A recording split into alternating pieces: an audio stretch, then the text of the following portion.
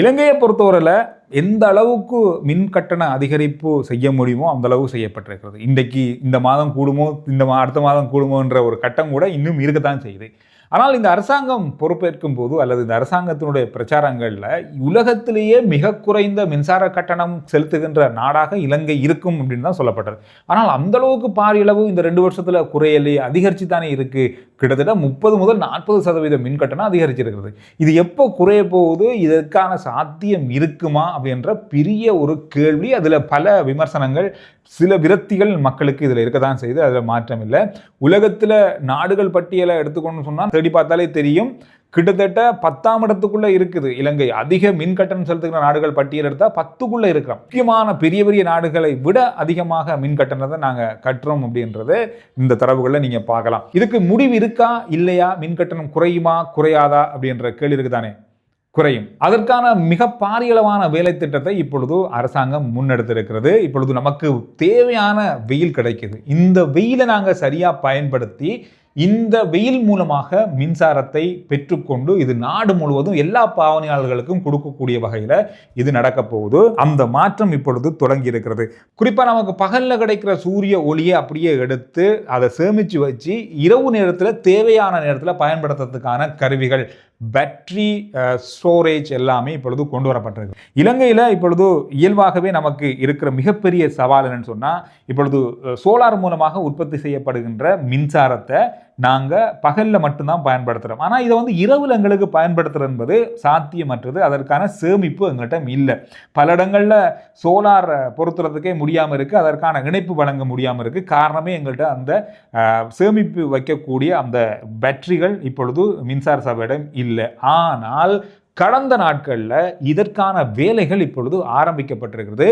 இலங்கையில் இருக்கிற பாரிய அளவான 16 மின் உற்பத்தி நிலையங்களில் மிகப்பெரிய அளவான பேட்டரி சேமிப்பகங்கள் இப்பொழுது உருவாக்கப்பட்டு கொண்டிருக்கிறது. இதன் மூலமாக பகலில் இருக்கிற சோலார் கரண்டில் இருக்கிற அல்லது வெயிலால் உருவாக்கப்படுகின்ற கரண்டை இந்த பேட்டரிகள் மூலமாக சேமித்து இரவு நேரத்தில் தேவை அதிகமாக இருக்கிற நேரங்களில் அதை வழங்க போகிறாங்க பாவனையாளர்களுக்கு. இப்போ எப்படி நடக்குதுன்னு சொன்னால், டீசலை தான் அதுக்காக பயன்படுத்துகிறாங்க. தேவைக்கு ஏற்ற வகையில் டீசல் அதிகமாக பயன்படுத்தப்படுகிறது. இதனால் அதிகளவான செலவு இப்பொழுது இருக்கிற உலக எரிபொருள் விலையின் மாற்றத்தின் காரணமாக எங்களுக்கும் அந்த பாதிப்பு வர்றதுக்கு காரணமே அதுதான். அதை குறைக்கிறதுக்காகவே இந்த சோலார் மூலமான உற்பத்திகளை இப்பொழுது ஆரம்பிச்சிருக்காங்க. ஆரம்பிக்க போகிறாங்கல்ல, ஆரம்பிச்சிட்டாங்க. 16 இடங்களில் இப்பொழுது பொருத்தப்பட்டு கொண்டிருக்கிறது. 10 மெகாவாட்ஸ் மின்சாரத்தை உற்பத்தி செய்யக்கூடிய ஒவ்வொரு திட்டமாக இது 16 இடங்களில் 160 மெகாவாட்ஸ் மின்சாரத்தை பெறக்கூடிய திறனாக இருக்கு. 640 மெகாவாட்ஸ் ஒரு மணித்தியாலத்துக்கு இது வெளிப்படுத்தும். இவ்வளவு சேமிப்பின் அடிப்படையில் இப்பொழுது செய்யப்படுகின்ற இந்த திட்டங்கள் மூலமாக பகல்ல அதிகமாக கிடைக்கும் இந்த மின்சாரத்தை நாம இரவுக்கு ஏற்ற மாதிரி பயன்படுத்த போறோம். 640 மெகாவாட்ஸ் ஒரு மணித்தியாலத்துக்கு வெளிப்படுத்தப்படும். பாருங்க, அந்த அளவுக்கு ஒரு பாரிய அளவான திட்டம் 16 இடங்கள்ல பொருத்தப்படுகிறது. இது எப்ப நடைமுறைக்கு வரும்னு பார்த்தா இந்த வருஷத்துல, ஏன் அடுத்த மாதம் அதுக்கு அடுத்த மாதம் கூட இந்த திட்டம் செயல்படுத்த ஆரம்பிக்கப்பட போகிறது. இந்த திட்டமானது இப்பொழுது 16 ஆரம்பிக்கப்பட்டாலும் இந்த வருஷத்துக்குள்ள இன்னும் 23 துணை தேசிய மின் இணைப்புகளோடு நடைமுறைக்கு வருகிறது. எனவே இன்னும் ஒரு 23 இடத்துல பொருத்த போறாங்க. இது முக்கியமா வடக்கு கிழக்கு உள்ளிட்ட அதிக வெயில் கிடைக்கிற பிரதேசங்களை மையப்படுத்தி தான் இப்பொழுது நடந்து கொண்டிருக்கிறது. இதன் மூலம் சூரிய மின்சாரத்தை அதிகமாக பயன்படுத்தி மின் கட்டமைப்பை மிக பாரிய அளவாக பலப்படுத்தி மக்களுக்கு டீசல் மூலமாக உற்பத்தி செய்யப்படுகின்ற மின்சாரத்தின் அளவை குறைத்து சோலார் மூலமான மின்சாரத்தை மக்களுக்கு வழங்கி மிக குறைந்த மின் கட்டணங்களை ஏற்படுத்துவதே இதனுடைய பாரிய திட்டத்தின் நோக்கமாகும். அது மட்டுமில்லாமல் வடக்கில் இருக்கிற மிக முக்கியமான தீவுகள், நெடுந்தீவு, நைனா தீவு, அனலை தீவு, இந்த மாதிரியான மிக முக்கியமான தீவுகளுக்கு இப்பொழுது டீசலை தான் முற்றுமுழுதாக பயன்படுத்துறாங்க இந்த மின்சார தேவைகளுக்காக. அங்க இருக்க மக்களுக்கு அவங்களுக்கு இனிமேல் சோலார் மூலமான உற்பத்தி செய்யப்பட்ட மின்சாரத்தை வழங்குறதுக்கான திட்டம் இப்பொழுது நடைமுறைக்கு வருகிறது.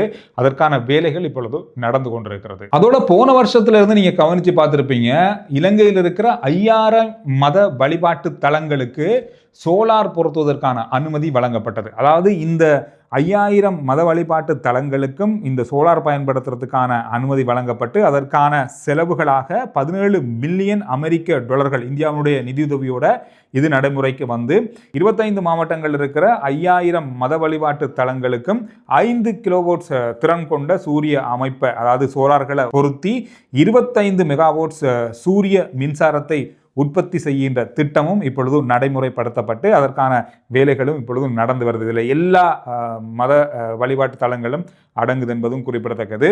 இதன் மூலம் மத வழிபாட்டு தலங்களுக்கான மின் கட்டணம் இல்லாமல் போகுது. அதிலிருந்து உற்பத்தியாகின்ற மின்சாரம் சேமிக்கப்பட்டு பாவனையாளர்களுக்கு வழங்கப்படுது. இப்பொழுது இன்னும் ஒரு முக்கியமான திட்டமும் நடைமுறைப்படுத்தப்பட்டு அதற்கான வேலைகளும் நடந்து வருகிறது.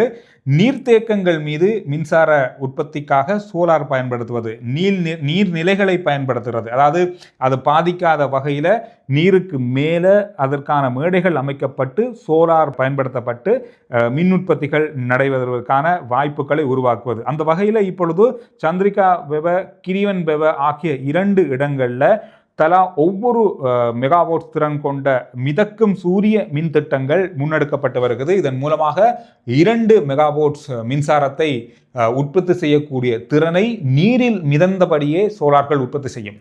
அந்த திட்டம் இப்பொழுது நடைமுறைப்படுத்தப்பட்டு கொண்டிருக்கிறது.